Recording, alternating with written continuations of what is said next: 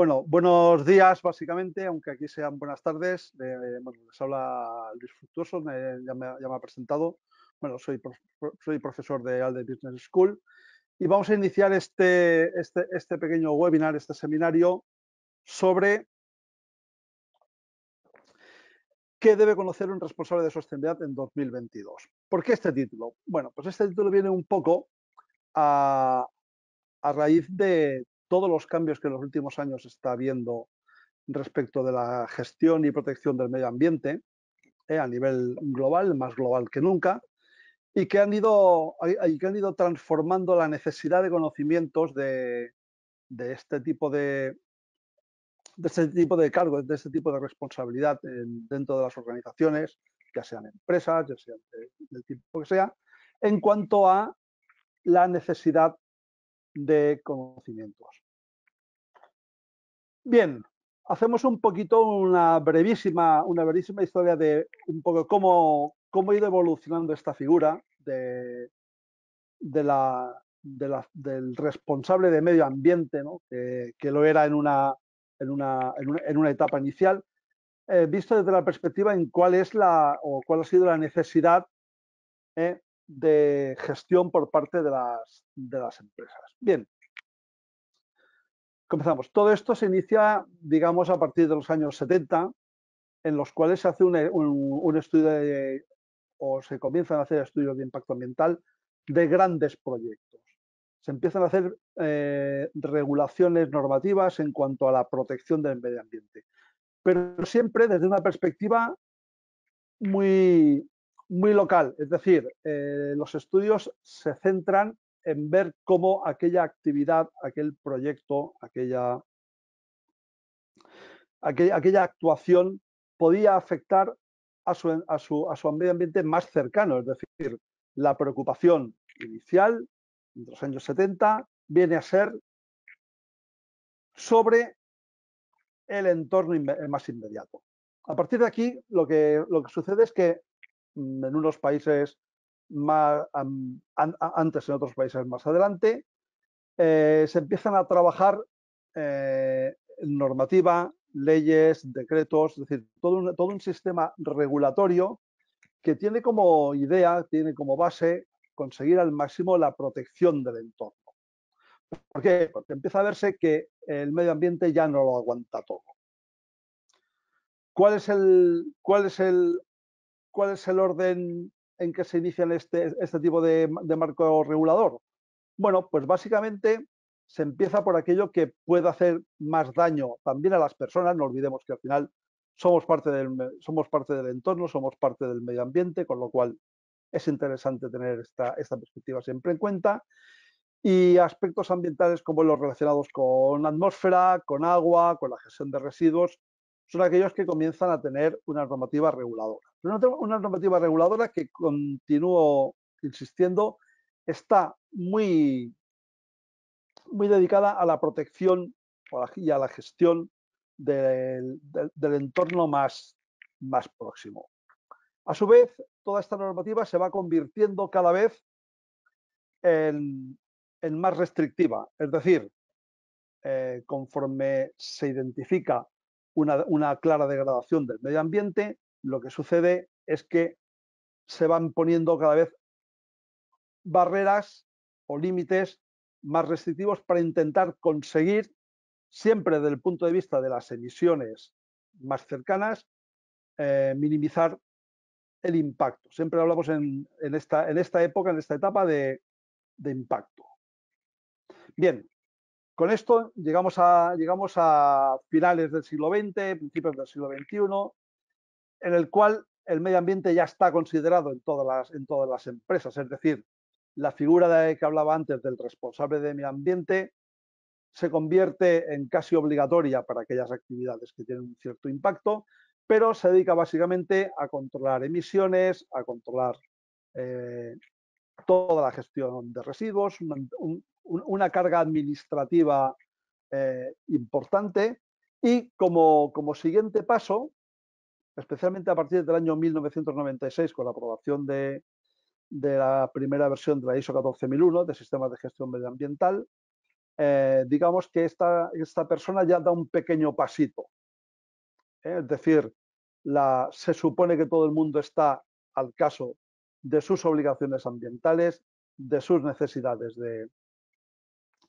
de tipo administrativo en cuanto a cumplir con los requisitos legales que les sean de aplicación, y se da un paso más adelante, y esta figura pasa a ser muchas veces el responsable de medio ambiente, que al final acaba transformándose en un responsable de calidad y medio ambiente, porque entramos en el mundo ISO y se habla de ISO 9001 como gestión de la calidad, de ISO 14001 por gestión medioambiental, que es nuestro objeto.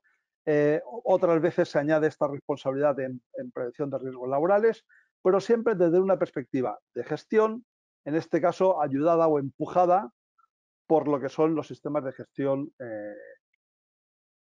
de la calidad, medio ambiente, etc.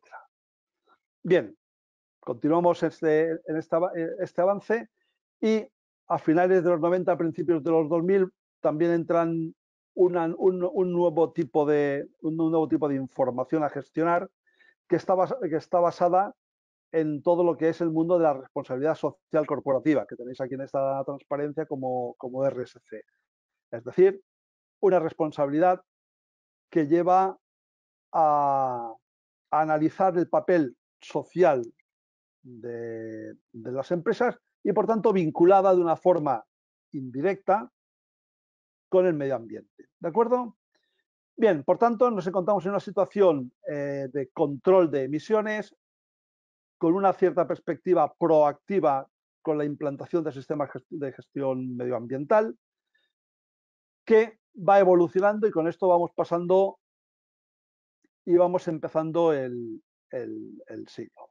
Bien, ya desde los acuerdos de Kioto de 1992 aparece una figura nueva, que es un poco la que va a marcar esta ponencia en cuanto al papel que tiene en la necesidad de responsabilidades de las actividades de las empresas. ¿De acuerdo?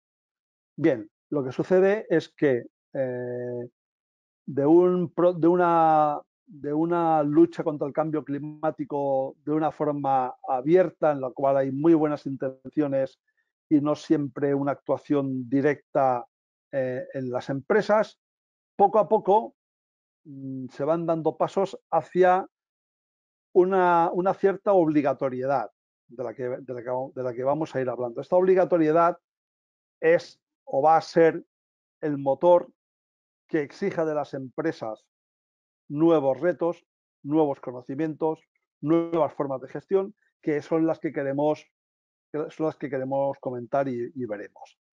Un primer gran paso, como veis aquí en la transparencia, es el Acuerdo de París. ¿Por qué respecto de anteriores protocolos supone un cambio? Pues como veis aquí en la transparencia, porque se convierte en jurídicamente vinculante, es decir, que exige evitar que el incremento de la temperatura media global del planeta supere los 2 grados centígrados respecto de los niveles preindustriales, y promover de una forma aún más exigente, solo se habla de promover, que no se supere el calentamiento global, no supere los 1,5 grados, es decir, ligeramente, digamos, más restrictiva, entre comillas. Bien, por tanto, comienza a haber una obligatoriedad de todos los países miembros firmantes del Acuerdo de París. Es un acuerdo que firman 195 países, no ni uno, ni dos, ni 10, con lo cual estamos hablando de una situación en la cual todos estos estados, todos estos países, han de pasar a generar un marco regulatorio propio que vaya en línea con los acuerdos de París, es decir, que vaya en línea con intentar frenar el cambio climático. ¿De acuerdo? Con lo cual, y bajo este paraguas auspicio de Naciones Unidas, nos encontramos con una situación en la cual las actividades de las empresas se van a encontrar con obligaciones cada vez mayores de alineación con estos requisitos, con estas exigencias de frenar el cambio climático. Por tanto, ya pasamos un poco de aquella de aquella situación en la cual nosotros vigilábamos como empresa no afectar a nuestro entorno más inmediato, a una situación en la cual tenemos que exigir a las empresas que mejoren su papel respecto de algo mucho más global, mucho más difícil de gestionar o como mínimo que exige un nuevo planteamiento respecto a cuál es el papel de las actividades respecto del cambio climático.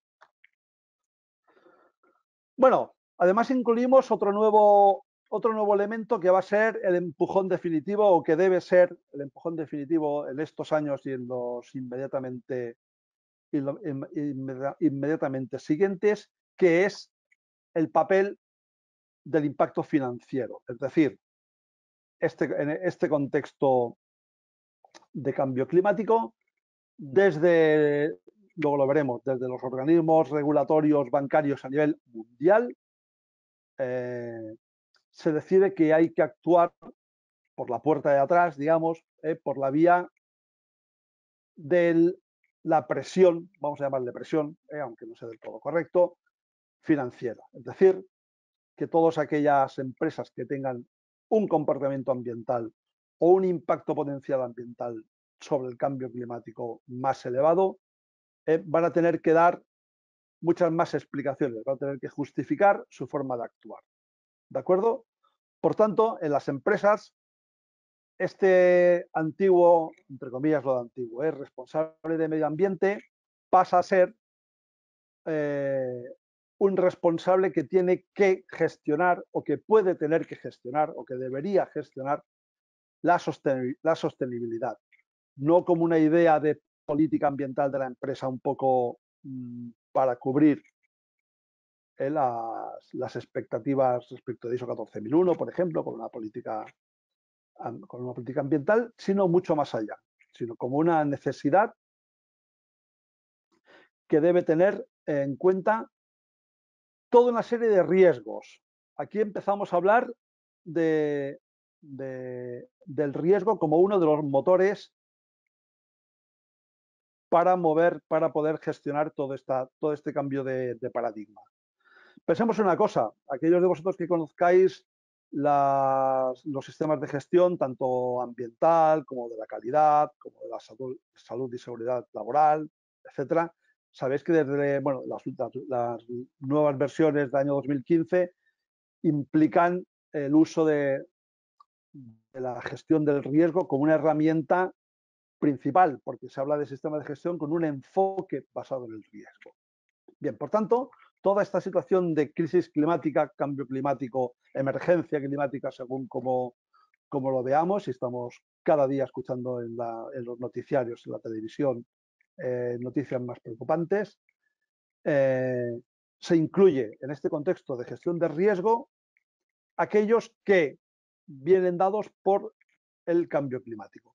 Y en este sentido, digamos que toda la gestión la podemos dividir en dos grandes grupos, ¿de acuerdo? Como veis aquí, todo un conjunto de acciones, de actuaciones necesarias derivadas de los riesgos físicos, de los cuales ahora hablaremos, tanto agudos como crónicos, vamos a desarrollarlos, y los derivados de los riesgos de transición.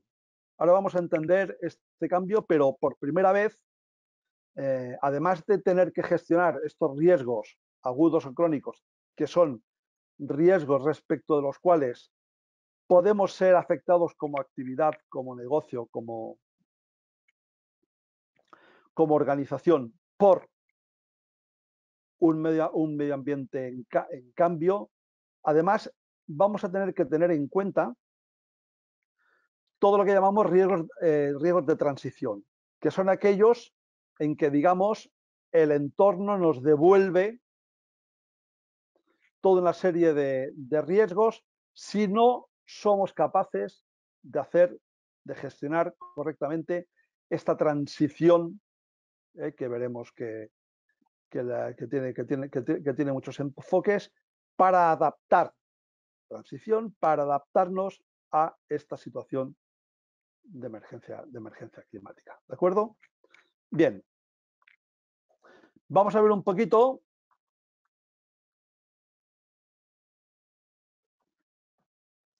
cómo este enfoque pasa ya de una protección directa local a una protección global. Realmente estos dos caminos, como tenéis aquí indicados, se unen en 2015. Consideramos que a partir de los acuerdos de París comienzan una serie de obligaciones que van mucho más allá de buenas voluntades por parte de las organizaciones y pasa a haber unas obligaciones. ¿Por qué? Y aquí lo tenéis. Porque realmente a nivel social lo que sucede es que la preocupación por el clima a nivel global comienza a superar aquella preocupación que los entornos de determinadas empresas, de determinadas actividades, sufrían. Es decir, ya preocupa más lo global que lo local. O debe preocupar más lo global que lo local. Dicho esto, ¿qué es lo que tenemos? Bueno, pues una necesidad, una obligación de poder tratar los riesgos desde diferentes perspectivas. Primero, unos riesgos físicos derivados del impacto ambiental de cambio climático sobre nuestras actividades. ¿De acuerdo? Y aquí separamos entre riesgos agudos y riesgos crónicos. Bueno, ¿cuáles son los riesgos agudos? Pues son aquellos que tienen que ver con, como veis aquí, con eventos climatológicos extremos. Afectan o a través de cambios en régimen de temperatura, régimen hídrico, régimen de vientos, erosión del suelo, provocan toda una serie de efectos que podéis decir, bueno, ya los conocíamos y las actividades y las empresas antes de 2015 ya tenían en cuenta estos riesgos. Correcto, puede que no siempre, pero aquellas actividades que tenían próximo un riesgo de este tipo tomaban medidas, que luego hablaremos, de mitigación. ¿Cuál es el problema en nuestro contexto actual? El problema es que el cambio climático ha generado una gran incertidumbre en la gestión de estos riesgos agudos derivados de eventos climatológicos extremos. Es decir, ya no nos podemos fiar de los estudios de inundabilidad que nos daban una cota de más 37 metros respecto del cauce actual del río. Ya no podemos fiarnos de estructuras que deben aguantar vientos hasta 80-90 kilómetros por hora. Ya no podíamos fiarnos de que la subida del nivel del mar de forma súbita por tormentas, por mareas ciclónicas, por este tipo de eventos, pudiese llegar a afectarnos. Es decir, lo que sucede es que unos riesgos naturales, entre comillas, que podríamos pensar que estaban controlados, de repente pasan a tener un grado de incertidumbre importante. Y no solo eso, sino que además de estos ejemplos de riesgos físicos agudos, tenemos otros mucho más difíciles de frenar, porque tienen una tendencia, una inercia mucho más elevada, que son los riesgos que llamamos físicos crónicos. Es decir, aquellos que se van cronificando y que generan una serie de problemas, no en el plazo inmediato, como puede ser una marea ciclónica, una inundación o un deslizamiento provocado por unas lluvias extremas, sino que estamos hablando de problemas a medio largo plazo, o sea, no tan inmediatos, pero de mucha más difícil gestión, que pueden también afectarnos como actividad. ¿Por qué? Pues porque nos están afectando a gran escala. Evidentemente están ligados con los otros, como es el caso de la desertificación. Bueno, me he ido yo a poner un ejemplo local, pero bueno, cada uno de vosotros en vuestros territorios, en vuestros países, tendréis ejemplos. Uno de ellos es el riesgo de desertificación, es decir, el riesgo por el cual hay un avance por la pérdida del suelo fértil, por la baja pluviometría, por la irregular o el irregular reparto de esta pluviometría a lo largo del año, se van rompiendo patrones que considerábamos más o menos estables y van generando problemas de desertificación que evidentemente también van a hablarnos de escasez de agua, van a hablarnos de incremento de temperatura, van a hablarnos de pérdida de recursos agrícolas, de pérdida de recursos ganaderos, de pérdida de recursos forestales. No olvidemos que cuando hablamos de actividades no solamente nos estamos centrando en la industria clásica, sino estamos centrando en muchos de este tipo de explotaciones ganaderas, forestales, demás, que se van a ver afectadas. Como se pueden ver afectadas todas aquellas actividades, sean del tipo que sean, por eventos como riesgos físicos crónicos, como es la subida del nivel del mar. En este caso, por ejemplo, toda la actividad turística puede verse muy comprometida por una serie de riesgos físicos crónicos que, como hemos dicho, por su propia inercia, requieren de actuaciones, requieren de pensar en el corto y medio plazo. Y esta es una obligación de los responsables de sostenibilidad de las empresas. Ya hablamos de responsables de sostenibilidad. Ha de tener una visión no cortoplacista, que puede ser la que nos guiaba en estas primeras etapas de gestión de medio ambiente. Yo llevo desde principios de los años 90 y he ido viviendo estos cambios. Es decir, nadie se preocupaba por efectos a largo plazo a principios de los 90. Ya os lo digo tal cual, de los años 90. Ahora bien, en esta situación actual tenemos la obligación de tener en cuenta toda esta serie de riesgos, porque nos pueden afectar en un medio plazo, no en un corto plazo, pero sí en un medio plazo, cuál es el grado de supervivencia y las necesidades de adaptación. Cuando estamos hablando de cambio climático, desde el punto de vista de las actividades, tenemos que hablar de las necesidades de adaptación. Y con ello entramos en el siguiente punto, que son los riesgos de transición. Riesgos de transición que, como veis aquí, podemos dividir en 4 grandes grupos. No son riesgos físicos, sino son riesgos de cómo nuestra actividad puede verse sometida por el entorno. Recordad que aquellos que conozcáis un poco el ISO 14001 está hablando de lo que son las partes interesadas, los stakeholders, ¿no? que rodean cualquiera de estas actividades. Pues bien, dentro de estos riesgos de transición, podemos hablar de riesgos políticos y legales, es decir, todo aquel cambio en el marco regulatorio que va a ir siguiendo según se agrave la situación de cambio climático y emergencia climática, cada vez más restrictivo. Por otro lado, tenemos toda una serie de riesgos tecnológicos, es decir, todos los riesgos derivados de las necesidades de inversión que las empresas, que las actividades van a tener que acometer para poder cumplir con toda una serie de requisitos y de exigencias globales, como es tema de emisión de gases de efecto invernadero, reducción de la huella hídrica de productos, reducción del consumo energético de forma global, es decir, cada vez más a través de esa figura de las mejores tecnologías disponibles, de la que podemos ver muchos ejemplos, va a haber toda una serie de obligaciones, de necesidades de adaptación tecnológica por parte de las empresas. Y es algo que debe hacerse desde ya, si no se está haciendo. ¿Por qué? Pues porque lo que nos vamos a encontrar es con una cierta falta de recursos si no se acomete con tiempo y con una inversión responsable y a largo plazo.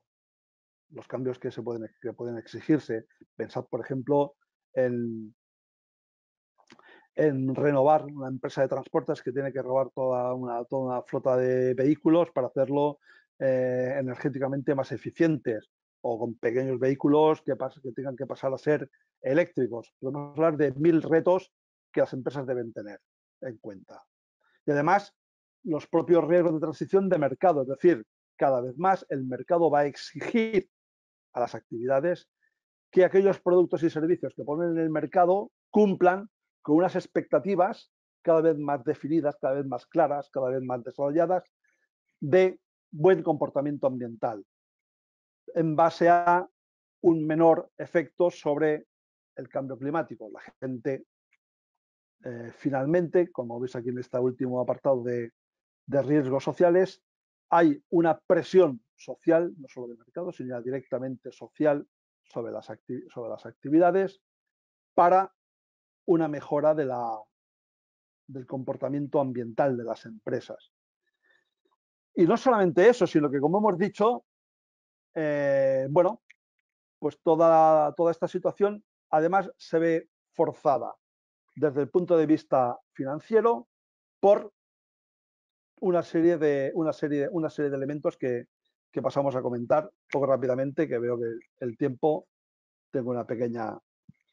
Voy un poquito justo para lo que quiero explicar. Bien, aquí os voy a poner un ejemplo, porque todos estos riesgos de los que hemos hablado, en primer lugar, también son oportunidades ligadas a activos y clientes. Hay una necesidad de cambio, como veis aquí, de eficiencia energética, de fuentes de aprovechamiento energético, de productos y servicios mucho más sostenibles, de mercado, de resiliencia y adaptación a todos estos cambios por parte de las actividades y, por tanto, hay oportunidades de negocio. Toda oportunidad de negocio en sí requiere, evidentemente, una inversión.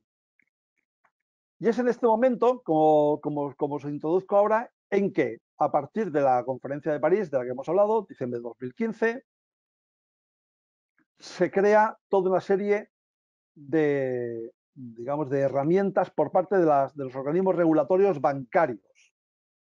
Fijaos, pues la FSB, Financial Stability Board, instada por el G20, estamos hablando de los países con mayor peso, crea un grupo de trabajo que es liderado por Michael Bloomberg, economista absolutamente reputado, y que viene a denominarse Task Force on Climate Related Financial Disclosure. Es decir, es un grupo de trabajo que nos habla de la información financiera necesaria que deben disponer las empresas, que deben disponer bancos, que deben disponer aseguradoras para conocer cuál es su exposición al cambio climático y cómo pueden apoyar o no inversiones. Es decir, hablamos antes de oportunidades de negocio, inversiones. Bien, pues lo que nos está diciendo ahora el marco regulatorio mundial, Banco Mundial, etcétera, ¿qué debemos hacer?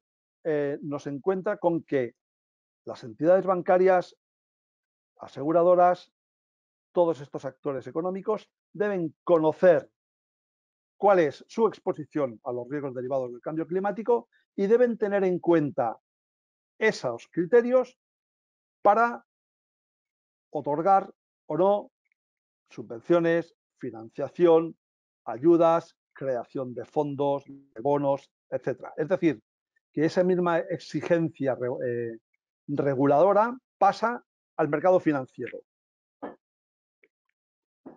Lo cual, como empresa, indirectamente nos afecta. Paso muy rápido por esta transparencia. Como ves, hay una serie de documentos que son públicos y que se pueden conseguir, en la cual riesgos y oportunidades, como ves aquí en esta transparencia, pasan a ser parte de todo lo que tiene que ver con cuentas de resultados, con balances, con riesgos, teniendo en cuenta todo lo que es, por ejemplo, la gestión de activos y pasivos, que estamos hablando de tema económico, empieza a tomar parte lo que se llaman pasivos ambientales, es decir, todas aquellas exposiciones a riesgos ambientales que tienen las actividades por el hecho de riesgo de incumplimiento o riesgo de no adaptación al cambio climático. Por tanto, no solamente estamos poniendo en peligro, entre comillas, el clima, sino que estamos poniendo en peligro es la necesidad de financiación que deben acometer muchas de estas organizaciones, empresas, actividades para afrontar la transición, recordad los riesgos de transición especialmente, pero también los riesgos físicos, tanto agudos como crónicos, de los que hemos hablado. Bueno, para ello hay toda una serie de informaciones que se exigen por parte de estos reguladores y que tienen que ver con cuatro grandes ejes. Uno es la gobernanza, es decir, cómo la propia alta dirección, los gestores de las organizaciones han tenido en cuenta estos riesgos relacionados con el clima y las oportunidades. Si se ha definido una estrategia sobre estos impactos, cómo se ha introducido la gestión del riesgo global, cómo se han introducido todos los riesgos relacionados con el cambio climático, es decir, no hemos de hablar solamente pues de riesgos de tipo económico, de riesgos de tipo social o reputacional, sino que todos los riesgos asociados al cambio climático han de encajar con el resto de riesgos que toda empresa debe gestionar. Y no solo eso, sino que además nos piden toda una serie de métricas y objetivos para poder medir cuál es nuestro grado de adaptación. Y es información necesaria por todas las partes, es decir, tanto por la parte de las empresas y organizaciones como por la parte bancaria, que debe analizar su exposición a todos estos riesgos. Se va dejando dinero a actividades que puedan suponer un problema o que tengan una elevada exposición al cambio climático, se puede encontrar con el riesgo de default, ¿no? Que es el impago, que es la situación que nadie quiere, o la aseguradora que debe pagar un importe por una póliza por una pérdida de estas actividades relacionadas con eventos, por ejemplo, climatológicos extremos. Por tanto, vemos aquí que debemos conocer toda esta información para tenerla en cuenta de cara a nuestra propia actividad, de cara a nuestros clientes, pero también de cara a nuestros inversores, a nuestros posibles a los posibles bancos que financien actividades, y por tanto el papel de responsable de sostenibilidad no se queda ya solo en el cambio climático, sino que a día de hoy y con estas perspectivas pasa a ser también prácticamente una necesidad también de gestión financiera. Aquí lo tenéis, estos 11 objetivos detallados, tampoco podemos entrar en ellos, pero los podréis ver. Bien, ¿cuáles son los sectores sobre los que pone el ojo el TCFD, la Task Force? Pues bien, tanto del sector financiero, lo veis aquí, bancos, aseguradoras y gestores de inversión, como dentro de los no financieros, es decir, lo que son actividades propiamente dichas, hemos dicho esta doble cara, pues todos los que tienen relación con energía, con su producción, con su transporte y demás, transporte, carretera, materiales y edificación, y después agricultura, alimentación y productos forestales. Es decir, que la Task Force ya define de entrada, porque esto es un tema que va a cambiar con los años, define de entrada una serie de grupos, tanto financieros como no financieros, sectores que están expuestos al cambio climático. Bien, y como ejemplo para ir cerrando un poco la presentación, aquí veis cómo, por ejemplo, en la Unión Europea se está desarrollando todas estas exigencias, todos estos requisitos de regulación para el cambio climático.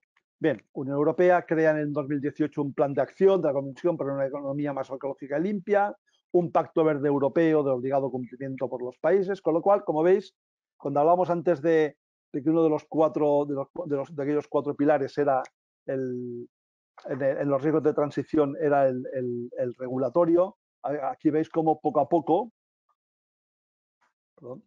cómo poco a poco se va transformando. Se va transformando en requisitos. Fijaos estas líneas de este plan de crecimiento financiero sostenible. Reorientar flujos de capital hacia inversiones sostenibles. Si no somos sostenibles, no nos va a llegar el flujo financiero. Integrar la sostenibilidad en la gestión de riesgos, ya lo hemos comentado antes. Y fomentar transparencia con las métricas, con los objetivos y el largoplacismo, una cosa muy importante que cualquier responsable de medio ambiente a día de hoy pasa a ser un responsable de sostenibilidad y por tanto ha de tener una fijación en objetivos a largo plazo. Ya no es suficiente con cumplir los requisitos legales que me aplican este año y el año que viene ya veré. No, no. Digamos, esta situación la tenemos que olvidar completamente. Bien, en cuanto a otras cosas que se han hecho desde la Unión Europea, bueno, pues hay toda una taxonomía, que es un sistema de clasificación de actividades económicas ambientalmente sostenibles, la misma idea que os he comentado antes de la Task Force, que es a nivel internacional. Por tanto, como veis aquí, bueno, pues toda una serie de objetivos reglamentados y, por tanto, de obligado cumplimiento por países, que era la idea. Total, que haciendo ya un pequeño resumen, el cambio climático es a la vez un cambio de contexto global que propicia riesgos y también oportunidades. Quien se adapte mejor, quien se adapte más rápido, quien se adapte de forma más sostenible, tendrá muchas más oportunidades. Todo esto que hemos comentado un poco se resume en este pequeño esquema. Como veis, este nuevo concepto de sostenibilidad supone una oportunidad no solo para la empresa, sino también para el propio clima. Es decir, aquí es un win-to-win, todo el mundo ha de ganar. Sí, como dice aquí, si conducimos a adaptación al cambio climático o a su atenuación, cuando hablamos de mitigación. Por otro lado, las actividades de las empresas suponen un riesgo del impacto negativo en el clima, pero a diferencia de hace unos años, de hace no tantos años, hay un riesgo de impacto negativo, recordad, con todo lo que son los riesgos de transición. Es decir, aquellos riesgos en los que la situación de cambio climático, de emergencia climática, hace que la sociedad nos devuelva toda una serie de riesgos en forma de caída de mercado, caída reputacional, problemas jurídicos, etcétera. Por tanto, todo un riesgo de impacto negativo, además, con todos los riesgos agudos y crónicos de los que hemos hablado, de los riesgos físicos. Bien, por tanto, pasamos de una protección del entorno inmediata a una mitigación y adaptación al cambio climático, que de forma integrada, además, incluye todos los aspectos sociales, de fin de la desigualdad, junto con la protección del entorno más inmediato, que no debemos descuidar, evidentemente, y la mitigación y adaptación al cambio climático. Bien, muchas gracias. Bueno, hasta aquí esta presentación. Espero haber incorporado en vuestras necesidades de conocimiento algunos conceptos que en estos últimos años, y vista la situación actual ya de emergencia climática más que de cambio, vamos a tener que ser capaces de gestionar en el marco de economía circular, sostenible, criterios ESG, todas estas palabras que forman parte también un poco de este máster que desde Alder Business School estamos preparando. Bien, muchas gracias. Espero vuestras preguntas.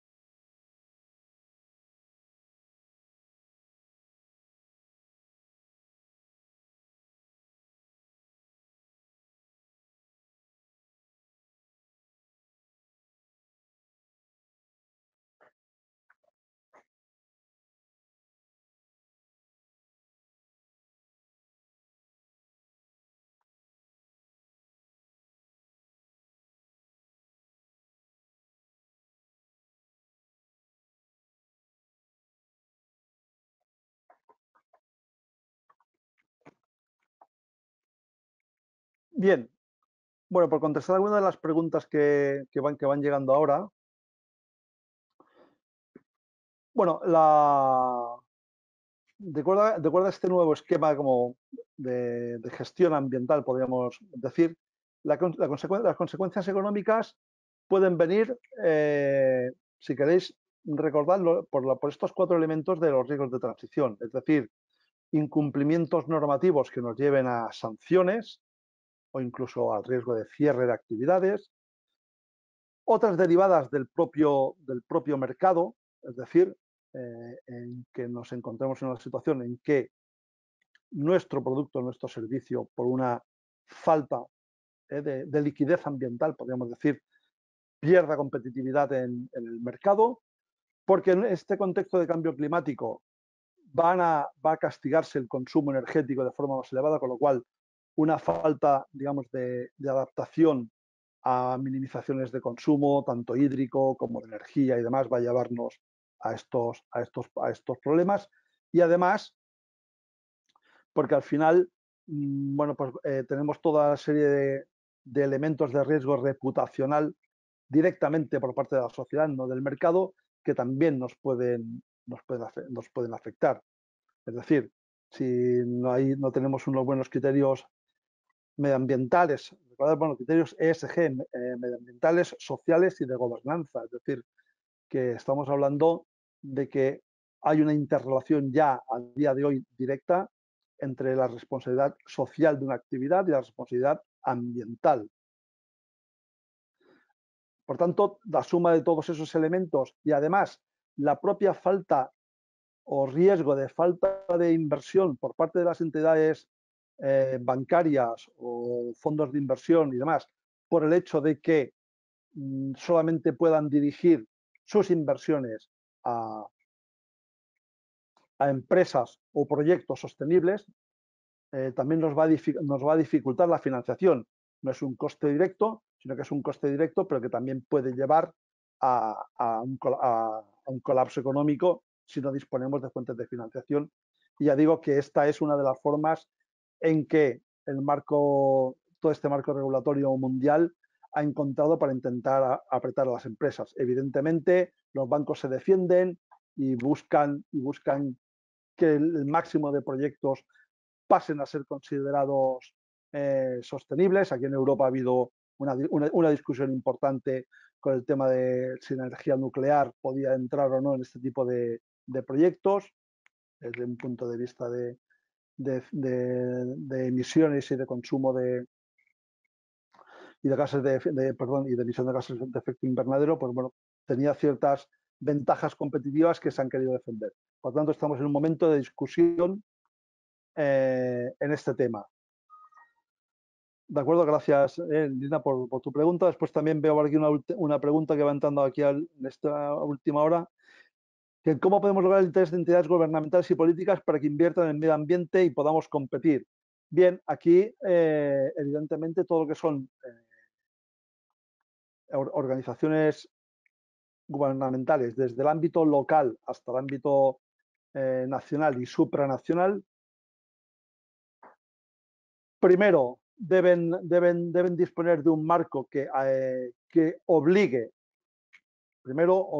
a las empresas, a las organizaciones a este comportamiento y, por otro lado, un marco que ayude. Es decir, no se va a poder hacer frente a todos los riesgos relacionados con el cambio climático si no hay también por parte de las administraciones inversiones que van a ser muy importantes cuando hablamos antes de riesgos agudos en cuanto a defensa y protección de zonas, en cuanto a una buena gestión urbanística que impida el emplazamiento de zonas de riesgo, es decir, todos los mapas de riesgo hechos en el mundo, excepto muy pocas áreas, a día de hoy deberían estar en revisión en base a este contexto de cambio climático.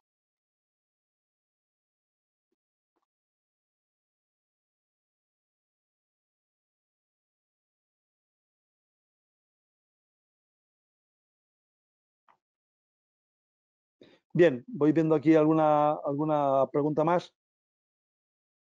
Bueno, con lo que comentábamos hoy, todo el tema de regulación de sustancias peligrosas, como el caso aquí, bueno, con todo el tema de polímeros y agentes químicos, evidentemente va a tener su papel en forma de una obligación de análisis de ciclo de vida. Todo lo que son contaminantes persistentes han de estar más regulados. Y como comentamos también por aquí, ¿cómo y dónde conseguir recursos para estudios de proyectos verdes? Bueno, en principio, todo este tipo de proyectos a día de hoy y en este marco deberían poder ser facilitados por, la, por las entidades financieras. Cada vez hay más necesidad por parte de entidades financieras de gastar en este tipo de proyectos porque tienen la obligación de demostrar que hay un retorno económico en forma no solo ya directamente de inversiones para proyectos, sino también de inversiones en estudios, en investigaciones, en proyectos, con lo cual, digamos que en esta situación, por primera vez, se intenta favorecer que haya un flujo de dinero de la parte privada, ¿eh? De los reguladores bancarios, en forma también de fondos de inversión, aseguradoras y demás, que pueden y deben, evidentemente, van a generar más recursos para proyectos que sean de su interés, pero también es una posibilidad que yo creo que debéis contemplar como abierta para la consecución de financiación para este tipo de estudios.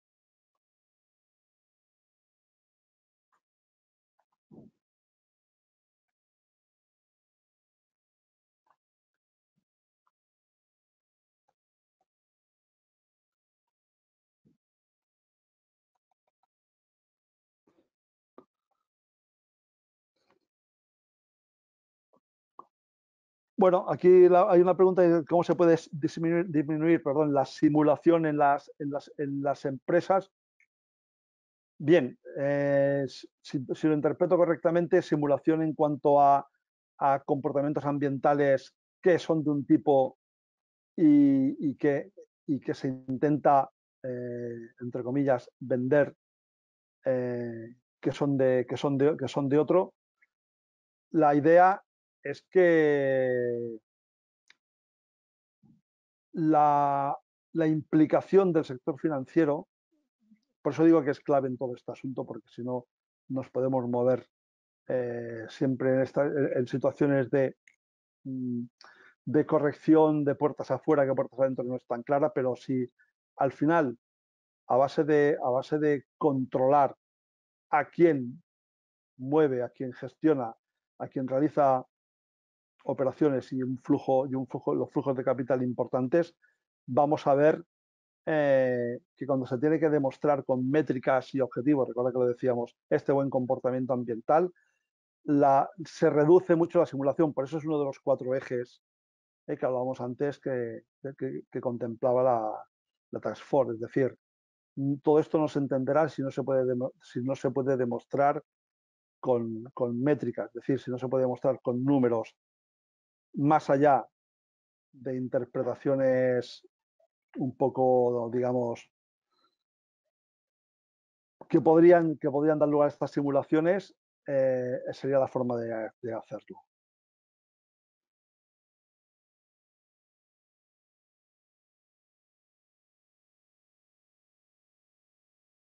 Bien, pues muchas gracias a todos.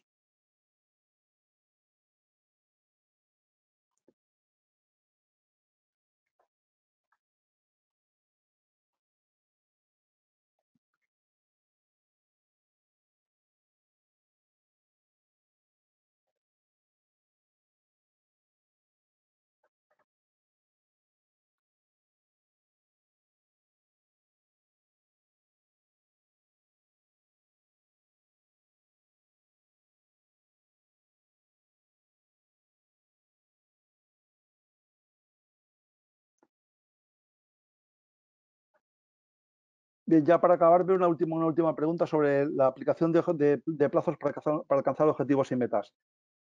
Bien, este es un problema endémico que tenemos en todo el mundo, lo tengo que reconocer, y que únicamente una presión por parte de, bueno, pues por parte de organismos supranacionales y por parte del sector financiero, y vuelvo a aferrarme a él porque es de los pocos que puede ser capaz de exigir por parte de empresas y de gobiernos que también requieren financiación y que también les va a ser de aplicación todos estos criterios, conseguir esta mejora, esta mejora y este cumplimiento real de esos plazos que a veces sí es verdad que parece que nos encontremos un poco en el día de la marmota, ¿no? Que se dice. Bien, pues con esto yo creo que podemos dar por finalizado este webinar. Agradeceros a todos vuestra asistencia, todas estas preguntas y os esperamos en próximos webinars. Un saludo.